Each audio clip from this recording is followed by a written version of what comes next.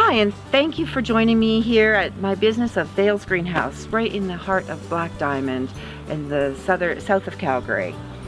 Today we're going to do a few things a little differently, and we're going to do a little bit of question and answer. So we picked some of the most asked questions, and we're going to answer them today for you and see if they can help you on your gardening journey. Okay, and here we are at my free little library. And this is such a cute little thing, and we've had a little bit of a green roof on top. The most common question that we're asked here is, if I plant a hardy plant, either a shrub or a hardy herbaceous perennial, in a container or a planter of any type, will it live over the winter? And the answer to that is south of Calgary is no. No, this little roof does have to be replaced every year, even though it is sempervivums, which is probably one of the toughest little plants you'll ever meet. Any hardy plant material planted into any type of raised pot or even a little bit of a raised bed will not overwinter. And the reason being is that we don't get a lot of snow here, and we do get a lot of warm weather. So in January it can be plus 16 days and minus 17 nights. And so the soil in those raised containers shrinks and dries out, and then your hardy plant material actually disintegrates. If you want, you can plant a hardy plant into a raised container or planter, but you do have to move it to a ground level bed by mid-September, and that will give you a much better chance of overwintering that plant, and then you can dig it back up and put it back into the container the next year. Right, the next most commonly asked question would be, I bought a beautiful petunia hanging basket and I'm really not too sure how to deadhead. Well, you do have to deadhead petunias.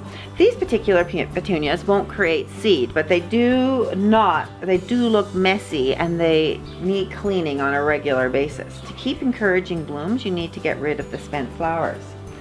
Pulling the flower off, like this, is not how you deadhead. That is getting rid of a spent bloom, but it will still leave a messy looking petunia. What you want to do is actually snip off this little tiny cup holding the petunia flower. You want to reach down into the petunia itself and snip just with your finger, and so that you have this type of look, like that. And that is how you deadhead a petunia. Problem with petunias are they are quite a little bit of a sticky job, and so people don't really like to do it all day long, but it's very good with a glass of wine, standing on your deck at night, deadheading petunias. It's something that has to be done all the time to keep your basket looking fresh and clean and tidy. Deadheading all baskets will help keep the plant healthy, it'll keep the blooms coming, and it'll also keep the basket looking short, compact, and tidy. All right, and here we are. We're in the petunia section now, and it's a very commonly asked question about which do I put in my containers and which do I put in the ground. Firstly, this pack of petunias is called a bedding pack. Usually it's sold in a 6 or a 4 pack, and you can see that they pop out in their individual cells. These plants are grown from seed, and they are a little bit cheaper. They're here at Vale's Greenhouse. They're $5.85 for 6 plants, which makes them about $1 each. These can be put about 6 to 8 inches apart in your big borders, and they love to be in the ground. As the ground warms over the period of the summer, they start getting bigger and bigger and bigger until about mid-August you have this great big beautiful display in your petunias. These are bedding plants. Bedding plants mean they would like to go in the ground. Now these wide surprise of colors behind me are basket stuffing petunias. Basket stuffing petunias are exactly what they sound like. They go in pots and containers.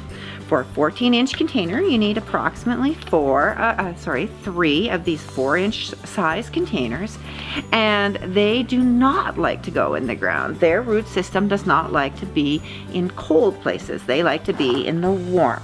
Okay, and so these type, and I have so many here, varieties to choose from, they go into all your hanging baskets and your pots. These plants are created from cuttings. They do not create seed, but you still do need to deadhead them. Okay, and so now I've been talking a lot about deadheading. We can deadhead petunias, and we can deadhead geraniums, and we deadhead a lot of things. And the reason we do that is to increase your bloom time, make your container nice and neat and tidy, and maybe decrease its size a little bit, just so that it stays a little bit more compact. However, out there are plants that don't need deadheading. Things like these 2 types of bacopa, we have about 4 types, and million bells, which are also known as calibrachoa. They do not create seed, and thus their deadheading time is much less. Million bells, when their flowers are over, just simply dry up and fall off, making them a good gardener's choice, or I should say a good lazy gardener's choice. All you have to do is kind of brush over them a little bit, and all the seed heads and the flowers fall off, and you don't have to be picking them off so much. Bacopa is the same thing. All you have to do with a bacopa is just run your hand over it, and all the dead heads will just fall off, and then you just have to sweep them up off the deck. The reason that they don't you don't have to deadhead these much is they don't create that little cup in behind the flower, creating the pocket of seed or where the seed should be. Because these plants are taken from cuttings, they do often cost a little bit more for a bigger size, and they're much easier to deal with. So bacopa and million bells are just two of the items that don't have to be deadheaded. Now, 80% of the people who plant containers and have a container failure, or plant perennials, trees and shrubs, or any of the bedding plants, and it doesn't quite work out for them, it's generally they planted the wrong plant in the wrong location. Not understanding the needs of that particular plant often causes the failure itself. So we have some little simple rules about sun and shade that really help the customer make the correct purchases and become more successful. If your area, including your containers, gets sun from first thing in the morning, about 6 in the morning until 10 in the morning, or even 10:30, we call that shade, which means you could have one of these beautiful fuchsias. Pansies do well there, nemesia, bacopa, and they love that area, even begonias.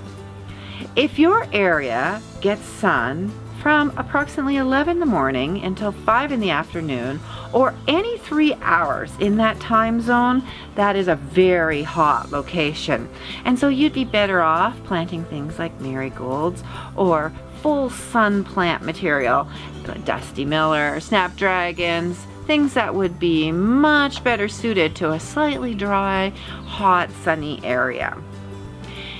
If your location gets sun from 5 in the afternoon until dark, we call that part sun or warm shade. Surprisingly, you'll find that your great big beautiful geranium, such as this geranium, does super well there, but so does a begonia or a fuchsia. So a warm, shady location can also be a good start for many of your plants. Remember, when you're going to choose plants for each area, that you give whoever is helping you and the sales staff the right time of day that the sun comes on, and then we'll be able to help you make good decisions, especially if you've had problems with that area before.